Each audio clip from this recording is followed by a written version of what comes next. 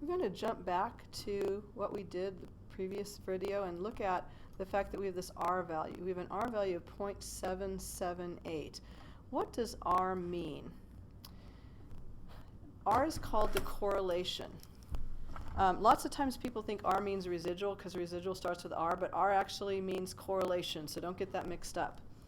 The correlation tells us the strength and the direction of the linear association between two variables. So how closely do those points mirror a line? How close to those points, how close are they to the line? How straight are they? That is what is measured by the correlation. Correlation is always between -1 and 1. Perfect linear association, so if we have exactly perfect positive linear association, R would equal 1. If we have exactly perfect negative linear association, R is -1. No linear association, R is 0. So we're talking about something that is so completely scattered that there is no way of determining any direction at all. Now most things are somewhere between 1 and -1, or -1 and 1, and not so close to 0. So we have maybe some linear association. So maybe we have something that has linear association. It's not perfect, but so this would be some positive value of R, probably pretty close to 1 because it's pretty straight. Maybe this would be some negative value of R, because you can think of a line going through here, you can think of a line going through here, probably lower, not so close to -1 because it's a little more scattered.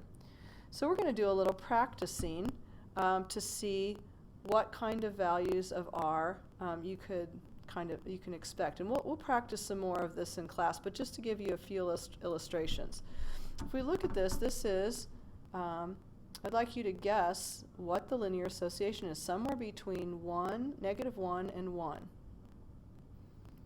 Okay, hopefully you guessed that it's something negative and that it's fairly close to -1 because there's not a lot of scatter in these points. They're fairly linear. -0.93. So a very strong negative linear correlation. Here we have a positive linear correlation, not as strong as the first one. It's a little more scattered. So kind of just think in your mind, what would you guess that at? Let's see how close you get. Okay, here's the big reveal. 0.64. Okay, so not nearly as strong, but a positive correlation. Okay, let's look at this one. Once again, I'd say if you had to draw a line through here, it looks like it's probably going to be negative, but there's a lot of scatter in here. Now you do have these 2 points right here and here that kind of strengthen it a little bit because it sort of draws it out in a more linear manner. So think about what you think that would be. To me it looks like it might be negative, but about the same size as this. So let's see. Oh, not quite as strong, a little more scattered than the third version, the third example. So -0.48. Let's look at number 4.